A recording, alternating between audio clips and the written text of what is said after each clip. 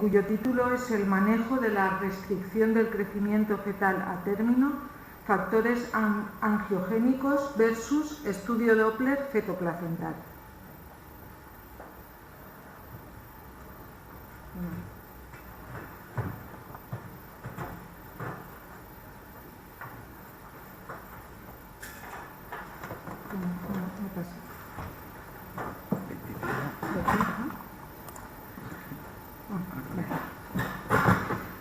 Bueno, en primer lugar, refrescar una serie de conceptos, como es la restricción del crecimiento fetal, que es aquella condición por la cual el feto no alcanza su potencial de crecimiento determinado genéticamente. Normalmente nos referimos a ella como la restricción del crecimiento intrauterino, pero este es un término incorrecto, ya que hace referencia a la localización. Nosotros en la clínica habitual le solemos llamar CIR, aunque se trata de una terminología incorrecta. El concepto correcto sería el de restricción del crecimiento fetal, término que describe al sujeto de interés, que es el feto. Indudablemente, saber o conocer cuál es el potencial de crecimiento de cada feto es imposible de conocer. De ahí que en la práctica clínica nos tengamos que manejar con la determinación o el diagnóstico del crecimiento fetal cuando se aparta de la normalidad, comparándolo con tablas de crecimiento poblacional. De ahí surge un nuevo concepto, que es el de feto pequeño para la edad gestacional, que es cuando su evaluación biométrica cae por debajo de un umbral predefinido para su edad gestacional. Normalmente hablamos de un feto pequeño para la edad gestacional cuando el peso fetal estimado o la circunferencia abdominal es igual o menor del percentil 10. Es de destacar que los fetos con alto potencial de crecimiento podrían alcanzar pesos que están dentro de los rangos normales y, por tanto, en la práctica clínica podrían pasar desapercibidos. Es lo que se denomina restricción del crecimiento enmascarada. Como comentaba, la restricción del crecimiento fetal, que afecta a un 10% de los fetos, en la mayoría de casos van a ser también fetos pequeños para la edad gestacional, pero es cierto que hay fetos con una restricción de su crecimiento que podrían tener un peso adecuado para la edad gestacional o incluso estar dentro del grupo de fetos grandes para la edad gestacional. Por otro lado, tenemos también que los fetos, dentro del grupo de fetos pequeños para la edad gestacional, tenemos fetos, el 60% de los fetos tienen verdaderamente un retraso del crecimiento intrauterino, pero tenemos también ahí un grupo de fetos, aproximadamente el 40%, que son fetos normales, pero constitucionalmente pequeños. Por tanto, para los tetra, para los que nos dedicamos a la medicina fetal, es un verdadero reto, por un lado, identificar dentro de los fetos con un peso adecuado o incluso un peso mayor del normal, identificar los fetos que tienen una restricción del crecimiento. Y por otro lado, dentro del grupo de fetos pequeños para la edad gestacional, también deberemos de conocer cuáles son los que tienen verdaderamente una restricción del crecimiento y cuáles son fetos constitucionalmente sanos. ¿Por qué es tan importante la identificación de la restricción del crecimiento fetal? Pues porque asocia mortalidad perinatal, complicaciones a corto plazo y también complicaciones a largo plazo. Fijaros en esta curva que hace referencia a la mortalidad perinatal, la mortalidad intrauterina, cómo guarda una estrecha relación con el peso del feto. Cuando el peso cae por debajo de 10, la mortalidad perinatal se sitúa en torno a un 0,86%, que es el doble de la que presentan los fetos con un adecuado peso, cuyo percentil está entre el percentil 10 y el 95. Cuando el percentil de peso fetal cae por debajo de 5, la mortalidad perinatal asciende al 1,15% y cuando el percentil de peso está por debajo de 3, la mortalidad es del 4,54%. Dentro de las complicaciones a corto plazo, tendremos todas las complicaciones y comorbilidades asociadas a la prematuridad, sobre todo en el caso de que se trate de una restricción del crecimiento fetal precoz, pero también tenemos otras morbilidades a corto plazo, como la asfixia perinatal, la hipotermia, alteraciones metabólicas que incluyen la hipoglucemia o la hipocalcemia, la policitemia, el compromiso del sistema inmune que hace que sean recién nacidos más susceptibles a la sepsis, la coagulopatía y la disfunción hepatocelular. Pero aquí no acaban las complicaciones.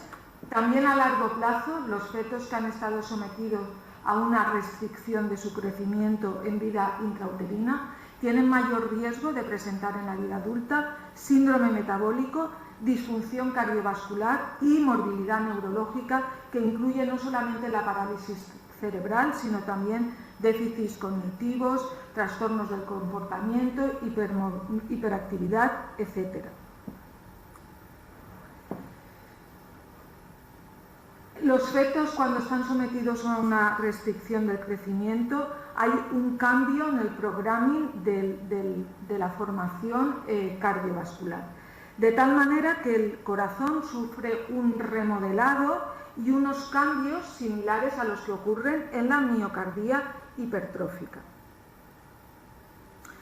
Este impacto que tiene la restricción del crecimiento a lo largo de toda la vida puede también modificarse, tiene también una ventana de oportunidad, puede modificarse instaurando hábitos de vida saludables que incluirían pues, una alimentación mediterránea con alto contenido en omega 3 y ya desde la lactancia recomendando encarecidamente la lactancia materna.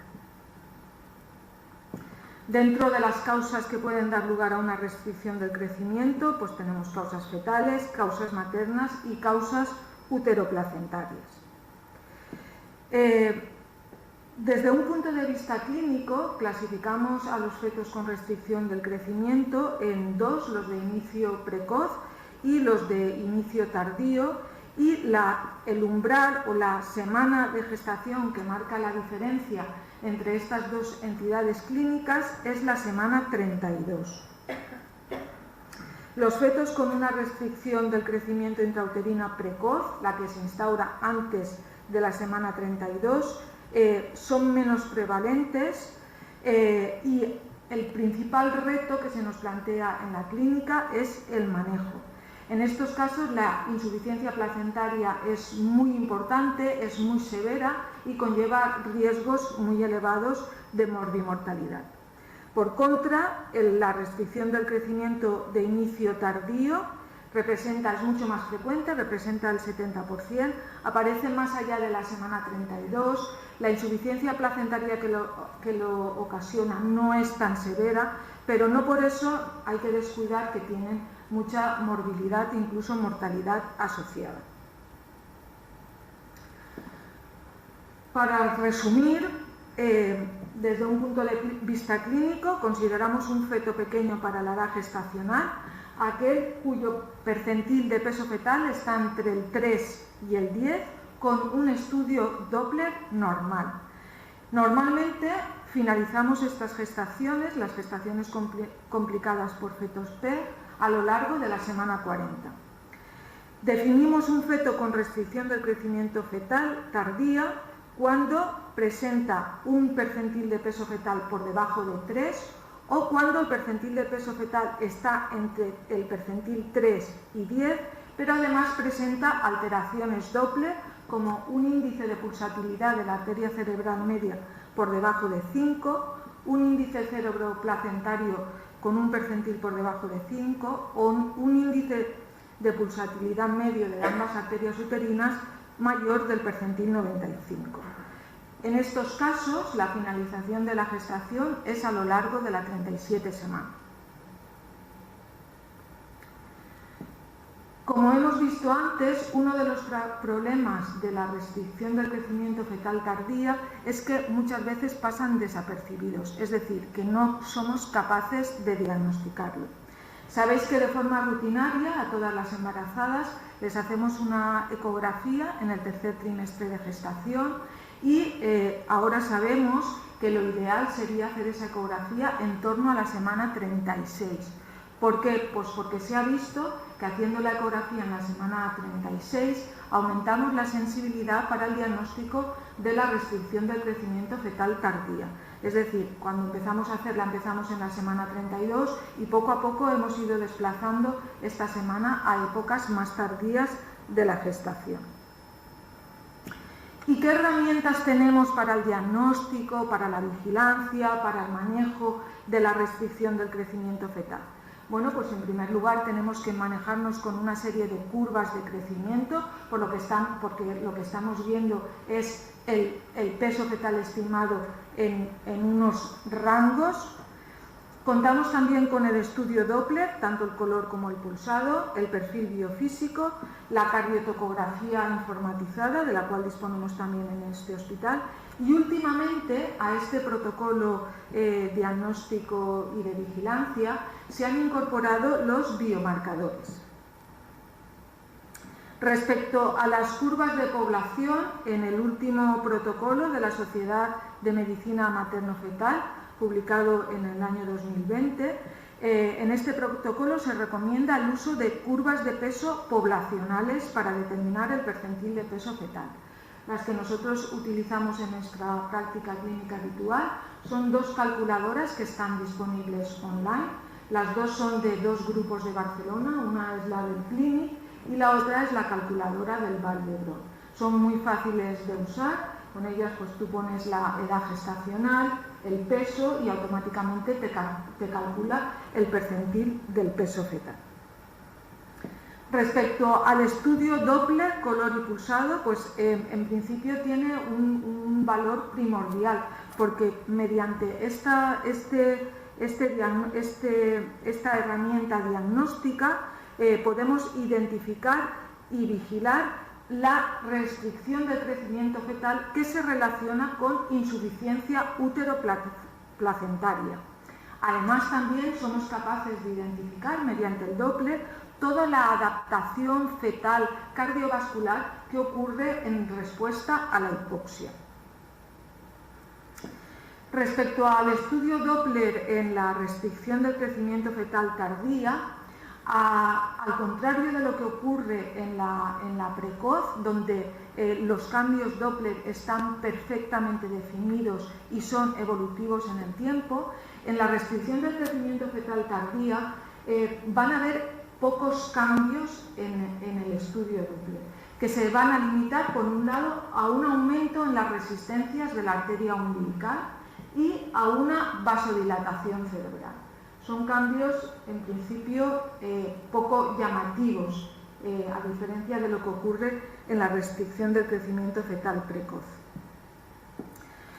Como os decía, últimamente se han incorporado también los marcadores angiogénicos. Nosotros aquí en el hospital tenemos amplia experiencia en la utilización de los mismos, porque los hemos incorporado a nuestra práctica clínica habitual para el manejo de la preeclampsia y para el manejo de la restricción del crecimiento fetal de inicio precoz. Sabéis que la restricción del crecimiento fetal guarda una similitud con la etiopatogenia de la preeclampsia, de tal manera que en respuesta a la isquemia placentaria se van a liberar a la circulación una serie de factores antiangiogénicos y dentro de estos factores antiangiogénicos se encuentra el SFLT1. Estos factores antiangiogénicos, una vez en el torrente circulatorio, se fijan a los factores proangiogénicos. Dentro de los factores proangiogénicos está el placental growth factor, impidiendo que los factores proangiogénicos se unan a sus receptores de membrana e impidiendo, por tanto, su acción biológica. Respecto al uso de estos marcadores antiangiogénicos y proangiogénicos en la restricción del crecimiento fetal tardía, bueno, pues ya tenemos estudios que sugieren que el uso de estos marcadores pueden ser útiles para hacer el manejo y la diferenciación entre fetos constitucionalmente pequeños y fetos que verdaderamente tienen una restricción del crecimiento fetal.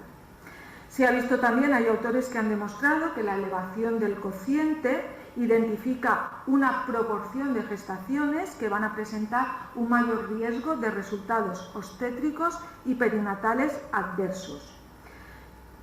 Otros artículos también pues piensan que este cociente puede ser útil para distinguir la causa placentaria de otras causas relacionadas con el bajo peso fetal, y también se han encontrado una asociación significativa con niveles bajos del factor proangiogénico, del PLGF, del placental growth factor, y resultado perinatal adverso, cesárea por compromiso fetal, ingreso en UCI y muerte fetal. Pero lo cierto es que ninguna de las guías clínicas para el manejo de la restricción del crecimiento fetal incluyen estos marcadores en el algoritmo o en el protocolo diagnóstico. ¿Y esto por qué es? Pues porque faltan ensayos clínicos. De ahí el porqué de este estudio, ¿vale? Es un estudio cuyo investigador principal es el doctor Manel Mendoza, del Hospital Vall d'Hebron. El protocolo de este estudio ha sido publicado recientemente, en el mes de octubre, en el que se detalla perfectamente pues, cómo se va a llevar a cabo o cómo se está llevando a cabo el estudio, y en el que pues, estamos dos compañeras de aquí del hospital, la doctora Amparo Candela y yo misma. La hipótesis de este estudio es que el uso de los factores angiogénicos, en lugar de los criterios Doppler que estamos manejando hasta ahora, permitiría reducir el número de inducciones de parto en fetos con sospecha de restricción del crecimiento fetal tardía, sin empeorar el resultado perinatal. El objetivo principal es determinar si la clasificación de feto pequeño como PEG o como restricción del crecimiento fetal según los factores angiogénicos no es inferior al abordaje clínico habitual, que de momento habitualmente lo hacemos con los percentiles de peso y el estudio Doppler, para la detección de fetos con mayor riesgo de resultados perinatales adversos, como la acidosis neonatal y la cesárea por riesgo de pérdida de bienestar fetal detectada en el registro cardiotocográfico. Para ello se ha diseñado un ensayo clínico multicéntrico abierto. Esto significa que tanto el paciente como el investigador conocen la intervención, y aleatorizado. Se prevé incluir en el mismo a 1000 gestantes. En este estudio estamos participando 20 hospitales españoles con experiencia en el manejo de estos embarazos complicados por la restricción del crecimiento fetal. Y en concreto estamos 3 investigadoras del grupo 30, la doctora Amparo Candela, la doctora Gemma Ramos y yo misma. Como criterios de inclusión del estudio es que la madre tenga una edad de al menos 16 años, que se trate de un embarazo único, que la edad gestacional haya sido confirmada mediante la medición de la longitud cráneo-caudal fetal en la ecografía del primer trimestre, que el peso fetal estimado del feto sea menor o igual del percentil 10, la edad gestacional a la que se realiza el reclutamiento es entre la 36 y la 37 más 6 semanas de gestación. Deberemos medir también la ratio de disfunción placentaria en estas semanas, y la aleatorización se realizará en estas mismas semanas. Como criterios de exclusión, pues malformaciones o trastornos genéticos graves en el feto, que podrían también dar lugar a una restricción del crecimiento fetal, muerte fetal, flujo telediastólico ausente o reverso en la arteria umbilical, un registro cardiotocográfico no tranquilizador, la preeclampsia, es importante no incluir, muchas veces sabéis que son preeclampsia y restricción del crecimiento van de la mano. Es muy importante no incluir mujeres con preeclampsia, porque sabéis que la preeclampsia sube el nivel de la ratio de disfunción placentaria. Bueno, disminución de los movimientos fetales, perfil biofísico menor o igual de 6, oligoamios o rechazo a otorgar el consentimiento informado. Este es el protocolo de estudio. Ahora después os mostraré cómo tenemos acceso para hacer la aleatorización. Tras la aleatorización, las gestantes se van a dividir básicamente en dos grupos. Un grupo que va a ser el grupo control, en el que la ratio no es visible. Nosotros ya pactamos con el laboratorio para que cuando hacemos la petición de la ratio ponemos otro código de tal manera que los compañeros del laboratorio hacen la determinación pero no informan de su resultado, ¿vale? Y después estaría el grupo intervención, en el que el valor de la ratio es visible. La visita la iniciamos, la primera visita, en la semana 36, 37 más, entre la 36 y la 37 más 6. Y en el caso de que la ratio sea ciego, nosotros hacemos la determinación analítica, pero no conocemos el resultado, y además le hacemos un monitor y un registro cardiotocográfico. Si todo va saliendo normal, el control es semanal y se finaliza la gestación mediante un protocolo de inducción, si antes la gestante no se ha puesto de parto, a lo largo de la semana 40. Por supuesto, si en el transcurso de este control la umbilical es patológica o el índice cerebroplacentario o la cerebral media son patológicos o el monitor es sospechoso o patológico o el peso del feto cae por debajo de un percentil 3, en ese caso haremos una inducción del parto. Digamos que este es el manejo habitual que estamos haciendo en la clínica a fecha de hoy. Sin embargo, en el grupo de intervención, el criterio que nos va a definir la finalización de la gestación va a ser el valor de la ratio de disfunción placentaria. De tal manera que si a lo largo de los controles semanales el valor de la ratio está por encima de 38, ese sería el criterio de finalización. Si el valor de la ratio permanece por debajo de 38, finalizaremos la gestación en la semana 40. Bueno, para acceder a lo que es el cuaderno de recogida de datos y para poder hacer la aleatorización, pues lo hacemos a través del REDCap. Cada investigador tiene su nombre de usuario, su contraseña, y una vez has entrado en el REDCap, pues te aparecen los proyectos de investigación en los que estás participando.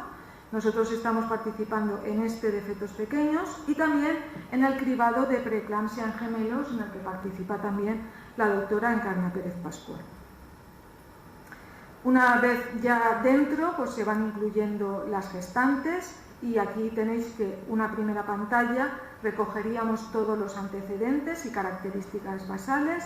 En otra pantalla realizamos la aleatorización y después se recogen los datos de las diferentes visitas y al final el resultado gestacional. En la primera pantalla, pues sobre todo es para se comprueban los criterios de inclusión y de exclusión, y en la segunda pantalla realizamos la aleatorización, ¿vale? Entonces, una vez el programa lo hace de forma automática y una vez tú sabes en qué rama ha caído la gestante, pues tú haces el control según el protocolo que he mostrado. Además, en cada visita se recogen pues, los datos de la ratio de disfunción placentaria. En el caso de que la gestante esté incluida en el grupo de ratio ciego, lo que ponemos es el valor de 0. Y después ya, una vez finalicemos el estudio, entonces nos volcarán, pediremos al laboratorio que nos den todos los resultados de la ratio. Recogemos también unos datos de la madre en cuanto a tensión, proteinuria, peso, más que nada para descartar que no haya una preeclampsia sobreañadida. Recogemos también los datos de la ecografía, todo lo que es los parámetros de la biometría fetal y los parámetros del Doppler. En el caso de que la gestante esté en la rama del ratio visible, los investigadores nos comprometemos a no conocer los valores del percentil del Doppler, ¿vale? Nos comprometemos aunque no lo sabemos de memoria, pero bueno, nos comprometemos a no poner el percentil del IP de la umbilical, de la cerebral media, etc. Ponemos también el resultado del monitor y al final pues el manejo, ¿vale? Dependiendo de los hallazgos que hayamos encontrado, pues decidiremos o seguir con el control o finalizar la gestación. Y por último, pues en la última pantalla estarían todos los resultados gestacionales en cuanto al modo del parto, el peso del recién nacido, el APGAR, el pH de la arteria umbilical, etc. De momento, nuestro hospital lleva incluidos 62 casos y estamos continuando con el reclutamiento, queda poco ya para llegar a los 1000 casos y bueno, pues esperamos en una próxima sesión poderos presentar ya los resultados definitivos del estudio. Muchas gracias.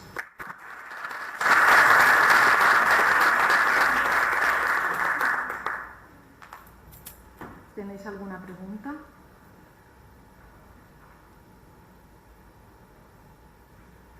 Primera pregunta, ¿el valor de 38 del cociente de dónde sale? Bueno, eso es un valor que está validado en ensayos previos, está validado. Es un valor validado realmente para la preeclampsia. Esto es el estudio prognosis. Se hizo y el estudio prognosis lo que hizo es estratificar los valores del ratio en función de los resultados obstétricos y perinatales. Entonces se vio que aquellas mujeres que tenían un valor de la ratio por debajo de 38, los resultados obstétricos y perinatales eran igual que el de la población general. Sin embargo, cuando los valores de la ratio, por ejemplo, subían por encima de 85, estas mujeres tenían un mayor riesgo de complicaciones, pues de cesárea por sufrimiento fetal o finalización de la gestación por preeclampsia. Y después también se definió un umbral, que es lo que llamamos una zona gris, entre 38 y 85, en el que bueno, los resultados perinatales y obstétricos eran un poco peores que la población general. Después, si me disculpas la ignorancia, entiendo que se trata de evitar nacimientos precoces cuando no se necesite, porque de ese modo se evitarán complicaciones posteriores. Sí, a ver, lo que se trata es de distinguir, de discriminar mejor los fetos que tienen una restricción del crecimiento fetal y que por tanto se van a beneficiar de una finalización precoz de la gestación, de aquellos fetos que son sanos. ¿Por qué? Pues porque todas las pruebas diagnósticas sabemos que tienen sus falsos positivos y sus falsos negativos. El estudio Doppler, aunque parece que es un estudio muy robusto, tiene también sus falsos positivos. En el sentido que, por ejemplo, si cuando haces el estudio Doppler, por ejemplo, el feto está respirando, vas a encontrarte con una vasodilatación cerebral que en realidad no es una vasodilatación cerebral consecuencia de una redistribución del flujo placentario, sino que es debida a un estado fisiológico del feto. Eso en condiciones normales, pues expertos, cuando hay ecografistas expertos, saben diferenciar, pero cuando se hace un poco así, pues hay veces que el Doppler pues tiene sus falsos positivos. Entonces, esto sería una herramienta más para discriminar los fetos constitucionalmente sanos y, por tanto, evitar en estos fetos el hacer una inducción precoz, ¿vale? Porque en la semana 37, aunque se considera que la gestación es a término, hay veces que los fetos al nacer se adaptan mal a la vida extrauterina. Es decir, son fetos a las 37 semanas que a veces te pueden hacer incluso algo de distrés respiratorios o son más sensibles a presentar hipotermia, son fetos que tienen dificultad en el agarre para la lactancia materna. Entonces son fetos que quizás se hubiesen beneficiado de prolongar la gestación. En ese sentido, normalmente creo que estáis terminando la inclusión de pacientes, si no se ha terminado ya. Es de suponer que en el protocolo habría una previsión de hacer algún tipo de estudio continuado de seguridad, de tal modo que si en algún momento se viera que los resultados del grupo de intervención son peores que los del grupo control, para el ensayo. Claro, vamos a ver, claro, sí. Allí está puesto en una...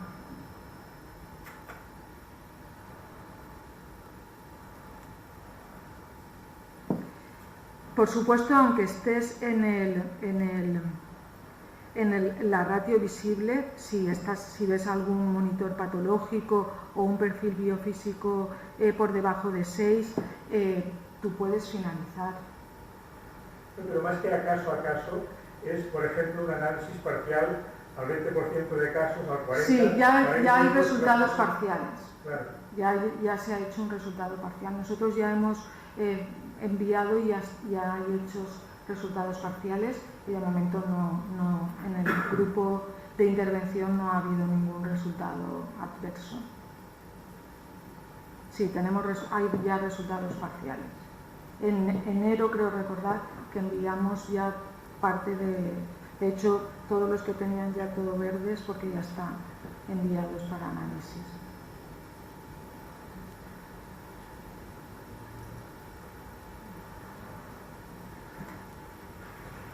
¿Tenéis alguna duda más?